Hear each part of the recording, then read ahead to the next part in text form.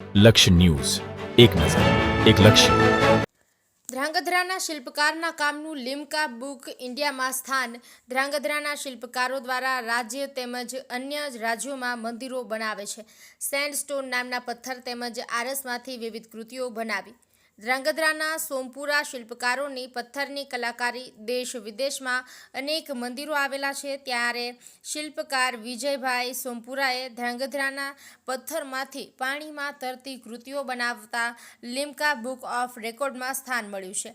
ધ્રાંગધ્રામાં રહેતા વિજયભાઈ સોમપુરાએ સેન્ડસ્ટોનના પથ્થરોમાંથી 10 કિલો વજનથી લઈને 35 કિલો વજનની પાણીમાં તરતી અવનવી કૃતિઓ બનાવી છે, જેમાં બતક, મગર, કાચબાનો સમાવેશ થાય છે.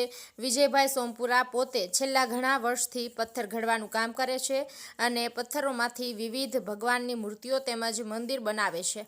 રાજ્યના વિવિધ જિલ્લાઓમાં તે મંદિરોમાં કામ કરવા જાય છે અને તેઓ કહી રહ્યા છે કે ગમે તેટલા વજનદાર પથ્થરને તેઓ કારીગરી દ્વારા તરતા કરી શકે છે. હવે વર્લ્ડ બુક ઓફ રેકોર્ડમાં માટે તૈયારી કરી રહ્યા છે. ધ્રાંગધ્રાના શિલ્પકાર મહેનત કરી રહ્યા છે. તે સિવાય સોમનાથ, દ્વારકા સહિતના અનેક મંદિરોમાં ધ્રાંગધ્રાના પથ્થરો અને શિલ્પકારોનો સિંહ ફાળો છે.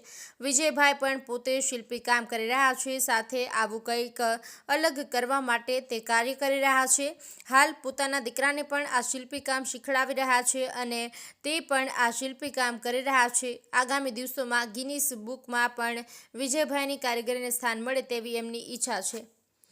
દેવમ ત્રિવેદી, સુરેન્દ્રનગર. મારું નામ વિજય પ્રહલાદભાઈ સોમપુરા. અમે ધ્રાંગધ્રાના નિવાસી, સુરેન્દ્રનગર જિલ્લો.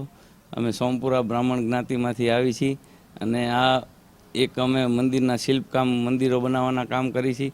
અને જે આ એમ થયું કે આ મંદિરના કામ કરતાં કે ભાઈ આ નવું કંઈક કરવું, શું કરવું, તો એમાં અમને એમ થયું કે આ જે રામ સેતુમાં તરતો પથ્થર હતો એવી રીતે આ પથ્થરમાં આપણે તરતો કરી તો એમાં મહેનત કરી તો એમાં સફળ થયા કે ભાઈ આ રીતે આપણે કરી તો થઈ જશે.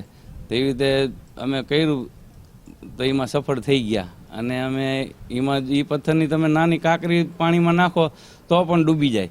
એની બદલે અમે 1 કિલોથી માંડીને 50 કિલો સુધીનો કાચબો, મગર, બતક આ બધા આર્ટિકલો બનાવ્યા છે અલગ અલગ. આ બધા પાણીમાં તરે છે. આ વિચાર આવ્યો હોય કે ભાઈ રામ સેતુમાં આવી રીતે પથ્થરો તરતા હતા તો એમાં આપણે આ પથ્થર તરે કે નહીં એ અમે વિચાર કરતાં કરતાં એમ થયું કે લાવો આપણે ટ્રાય કરી. તો એમાં ટ્રાય કરતાં આમાં સફળ થયા અમે. કેવું લાગે છે? સારું લાગે, બહુ મજા એમ થાય કે ભારતનું નામ રોશન થાય, આપણે ધ્રાંગધ્રાનું નામ રોશન થાય. ખાસ કરીને અહીંયા આ જમીન છે પથ્થરની છે. હા, એની અંદર તમે કેટલા ટાઈમથી કામ કરો? અમે આ ધ્રાંગધ્રા પથ્થરની જમીનમાં અમે લગભગ 40 વર્ષ થયા હું તો કામ કરું છું. આમ તો અમારે પેઢીઓથી કામ હાલે છે, પણ આમ ધ્રાંગધ્રા પથ્થર જે પહેલાં વખણાતો ને એ ઘંટીના હિસાબથી પથ્થર વખણાતો કે ભાઈ કે ધ્રાંગધ્રાની ઘંટી રહી ને એ એકદમ ઘઉં દરવામાં લોટ એકદમ સોફ્ટ નીકળતો ને સારો આવતો ઘઉં. આ ઘંટી વીરપુર જલારામ મંદિરમાં છે ધ્રાંગધ્રા પથ્થરની ઘંટી, કે જે ઘણા વર્ષો પહેલાં આપણા રાજાએ જ્યાં દીધેલી. અને એના ઉપરથી પછી આ બધા ધ્રાંગધ્રામાં મંદિરોના કામ આવ્યા એટલે પછી બધા મંદિરોના કામ કરવા માંડ્યા. આ પથ્થરમાં તમે જે બનાવ્યું કે સર્ટિફિકેટ કે એવોર્ડ મળેલું? હા, આમાં અમને ધ્રાંગધ્રા પથ્થરમાં મને લિમ્કા બુક ઓફ રેકોર્ડમાં મારું નામ દર્જ થયું, પછી ઇન્ડિયા બુક ઓફ રેકોર્ડમાં પણ મારું નામ દર્જ થયું.